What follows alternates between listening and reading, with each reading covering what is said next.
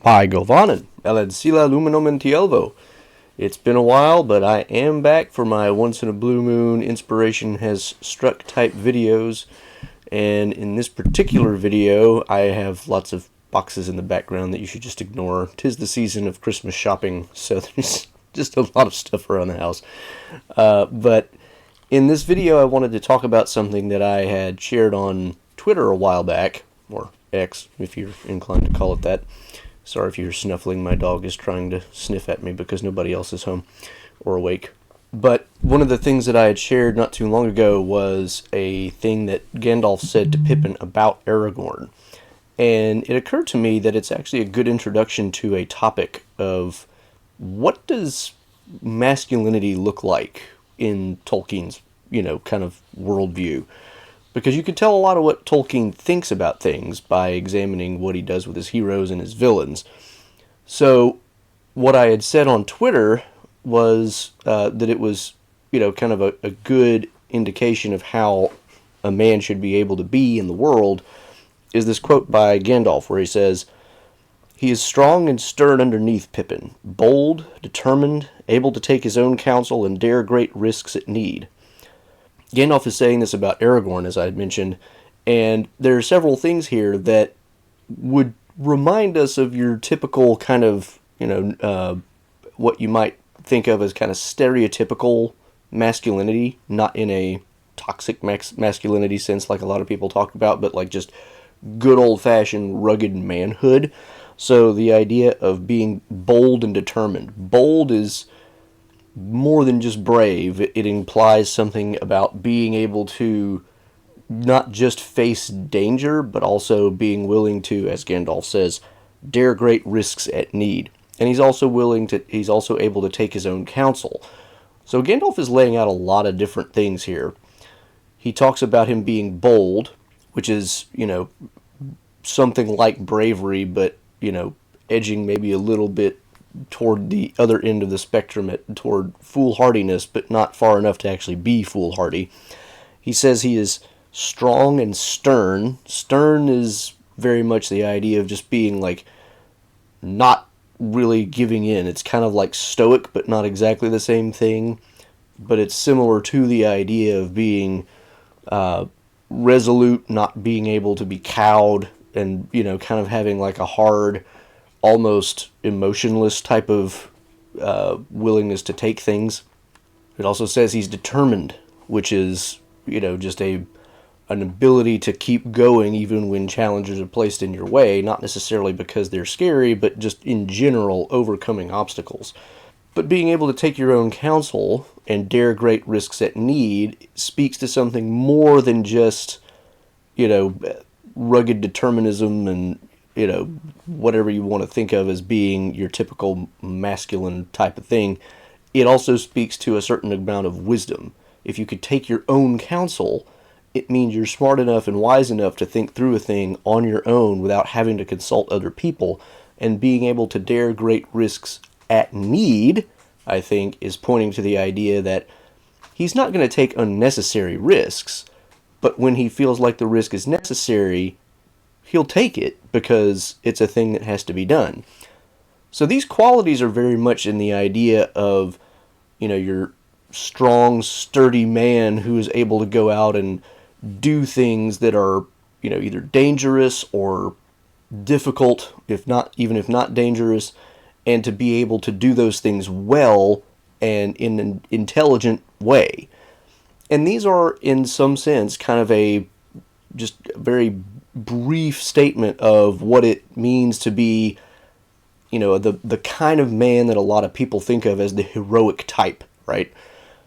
But these are not the only qualities that Tolkien associates with masculinity in his stories, and there's a lot of others. Another one of my favorite things that gets said about a male character is what Beregond tells to Pippin. And he says, "But things may change when Faramir returns. He is bold, more bold than many deem, for in these days men are slow to believe that a captain can be wise and learned in the scrolls of lore and song as he is, and yet a man of hardihood and swift judgment in the field. But such is Faramir, less reckless and eager than Boromir, but not less resolute." So here we get a lot of the same kind of qualities being used to describe Faramir. The resoluteness is very similar to the sternness of Aragorn. The boldness, we get that same thing again. He's learned in lore and song. And that's another thing that we also know about Aragorn. Aragorn knows a lot of things. He knows a lot of history. He knows a lot of lore. He knows a lot of songs because he sings some songs. But Faramir is also hardy and capable of swift judgment in the field. So he knows what he's doing. He's able to make snap decisions when he has to, and he's able to withstand a lot of stuff because he's hardy. So again, this is very much that kind of thing, but it's starting to kind of balance it out even more with other things, because not only is he smart and wise, but he's also learned in lore and song. And song is a thing that we see men engaging in a lot in this story.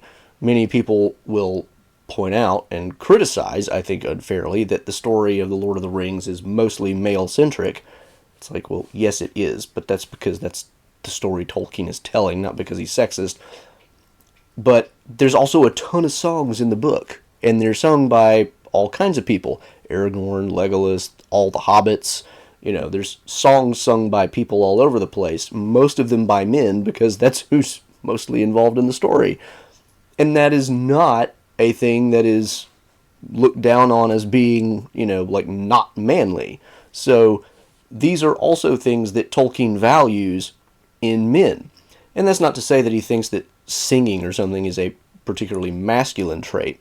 But the point is, what does it mean to be a good man in Tolkien's world includes more than just stereotypical masculinity. But there's much more going on here too, because now we also start to get a contrast with some negative aspects of masculinity. Boromir, Baragon tells us, is reckless, and Faramir himself tells us that Boromir, was very forward in battle, but also, often glory-seeking, seeking his own glory to a certain extent. And we get this idea that Boromir is kind of like the toxic masculinity representative in some ways. That's not to say that he's like, exactly a toxically masculine person, but there are elements of his character that do take some of the masculine traits that we typically think of a little too far. He's maybe a little bit too bold. He's maybe a little bit, on the reckless end of things. And he's maybe a little bit over-eager to do things, in service of his own glory and manhood, or, something like that. So we start to get contrasts here. But it's not just these two individuals.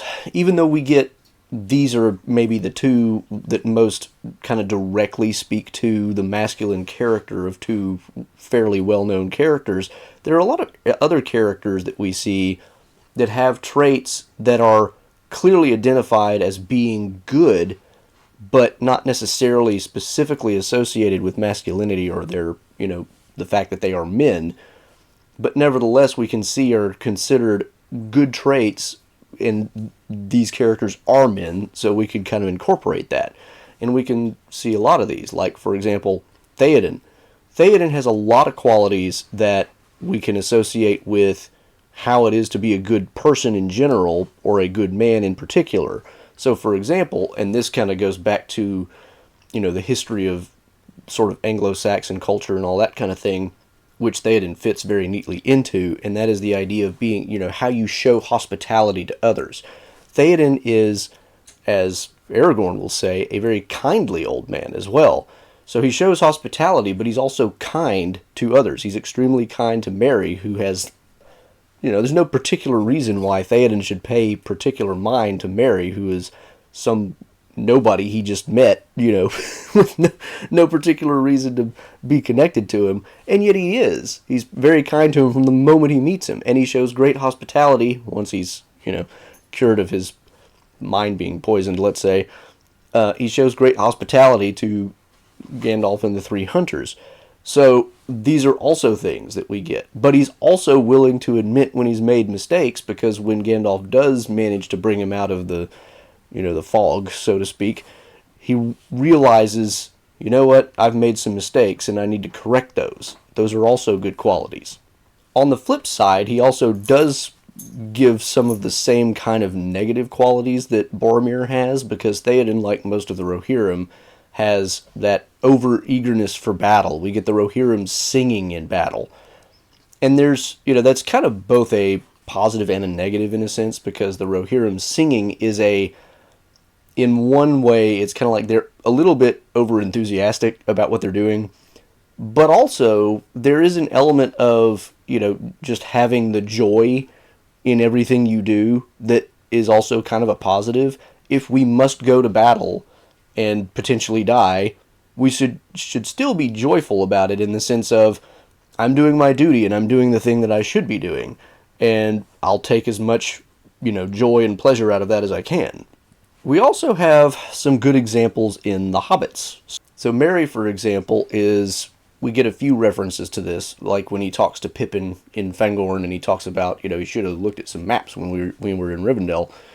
Merry is the planner. He does things like plan things. He looks at maps. He understands what's going to happen in the future because he's actually looking at that. He's probably the main person behind planning the escape from the Shire as Frodo is making his way from Bag End to Buckland and eventually out. Pippin is probably mostly there for the ride, and I think we all know that. Pippin is not a planner. He is not somebody who takes his duties very seriously, although by the end of the story, he's certainly matured quite a bit. But Merry is more of the mature, I'm going to, cross the T's, dot the I's. Pippin, though, has his own positive sides as well, because one of the things that Merry misses when he's not around Pippin is his endless cheerfulness. And this kind of goes back to what I said about the Rohirrim and their joy in battle.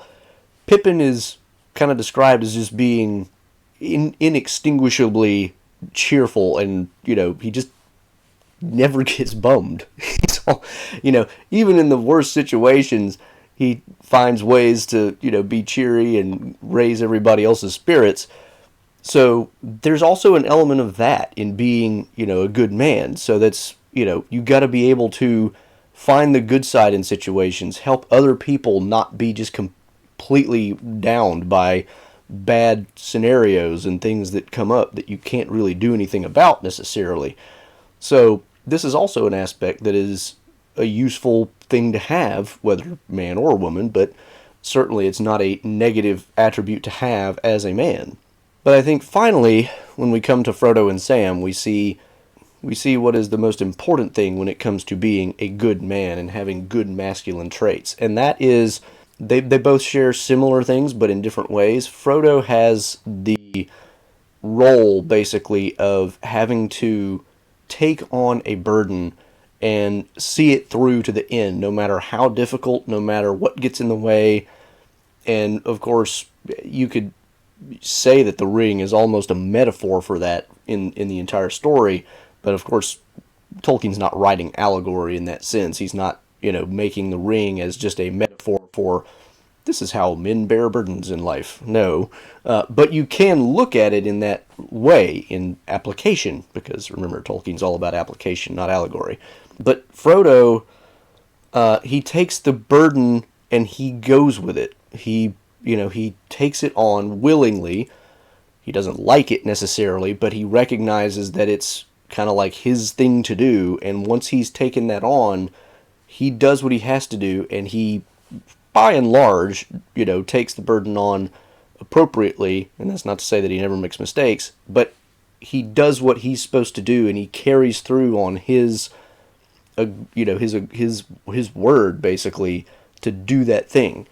Incidentally, another element of Frodo that's mentioned earlier in the story, it's mentioned while he is stuck in the barrow in the Downs, that he was thought by Gandalf and Bilbo to be the best hobbit in all the Shire. And this is said basically in reference to his courage, because it's talking about how, any other hobbit might have just quailed and run or whatever. But he was thought by Bilbo and Gandalf to be the best hobbit in all the Shire, so it's clearly talking about his courage. And that's clearly a kind of stereotypical masculine trait, and it's one that's very important. And it kind of ties into the same thing here, because in this particular instance, Frodo is experiencing courage not just in the sense of I'm facing danger and I'm going to face up to it and not quail and run, but it's also courage in service of his friends. He's like, I have not only just the thing to do and not, be a coward, it's also the element of I have to do this for my friends. I have to save them out of this situation. I have to find some way to do the right thing here. And that is very much in keeping with the idea of, once you know what the right thing to do is, you take that on and you do it and you stick to it. But perhaps the most basic and fundamental version of this, of course, is Sam, whose entire story is basically that of serving others, but not just serving others. Serving in the sense of also kind of carrying his own burden. It's kind of his own personal burden. His personal burden is to make sure that Frodo can carry his burden to the end. That's kind of like his job. But it shows several other specific qualities that are extremely important, loyalty being one of them. Sam is loyal, really to a fault. So, he takes it a little too far sometimes. But the loyalty aspect there is extremely important. As men, we need to have loyalty to others around us because a lot of the time, it's up to us to be the one to help other people through situations. If we abandon those around us, other people might fail. That is a burden to carry as well. But Sam is also just a hard-working hobbit. He also has plain hobbit sense, or what we might call common sense. And that is also, the kind of thing that you need. You don't need just the kind of wisdom and learning that Faramir and Aragorn have. You need basic common sense. You need to be able to just stop, like Sam stops himself when he's trying to find Frodo at Parthgalen, and say, okay, your legs are too short, use your head. How should I really think about this situation to make sure that I'm not screwing up, and just exercise a little bit of common sense here? But ultimately, Sam is kind of the personification almost of service and getting the thing done, at almost any cost, really. But Frodo also sums up something about Sam at the end of the story, which is also a very key element of this aspect of masculinity, because he tells Sam, you will have to be one and whole for many years. You cannot always be torn in two. And this is, I think, a really key aspect, because what Frodo is telling Sam is that I know that you're of two minds. You want to come with me, but you also want to be with Rosie and raise your family. You have to be one. As much as you want to be doing both things, that's going to divide you, and you have to be solid and there for Rosie and your kids, and that is your job, and you're going to have to do that. So Frodo is laying out sort of the root of what is a lot of these traits actually come from, which is we have to be solid, we have to be firm, and we have to be not single-minded, but not divided in the sense of we can't be all over the place, because our job as men a lot of the time is to be the rock that other people can lean on. It may be that other men need that rock. It may be that the women in our lives need that rock. It may be our children need that rock. But we need to be the person that other people can rely on when they have to, because sometimes there is nobody else. And sometimes if we can't even make up our minds what we want or what we ought to do, that means that we don't have the fortitude in ourselves to be that rock for other people. So I think these are all qualities that Tolkien is kind of pointing to as being things that men, and not just men, but women can share in a lot of these qualities too, but certainly men should have these qualities because it makes us better people. It makes us able to do the things that we do. If we can take joy in the suffering and the things that we have to do, even if we don't want to do them, it makes it easier to carry out those kinds of duties. If we have courage, we can face up to things that we don't want to face. The fears, the things that might hurt us, the things that might cause us pain. That, that's a necessary aspect of a lot of this. And as Lewis once said, courage is not a virtue, it is the testing point of every virtue. Every virtue eventually comes up against a point where it's like, okay, now it's actually hard. Are you going to stick to it or not? And courage is the ability to stick to it even when it's hard. So these, I think, are a lot of the good examples of what it means to be masculine in a good sense, and some interesting examples of not good, examples of masculinity. Another really interesting counterexample, incidentally, is people like Saruman and Grima Wormtongue. Saruman wants to have way too much power and control, and that is taking an aspect of masculinity too far. Grima Wormtongue is treacherous. He is the opposite of loyal. He also ends up being a whiny, sniveling coward, which is, that's just, again, kind of the opposite of what you think of as being a heroic type of masculine character. Those are very much the opposite of the virtues that are evident in Tolkien's story. But what about you? Do you have any other really interesting examples of what you think are good masculine traits in Tolkien's story, particularly Lord of the Rings? I wasn't really expanding this out to the Silmarillion, but you could probably find good examples there too.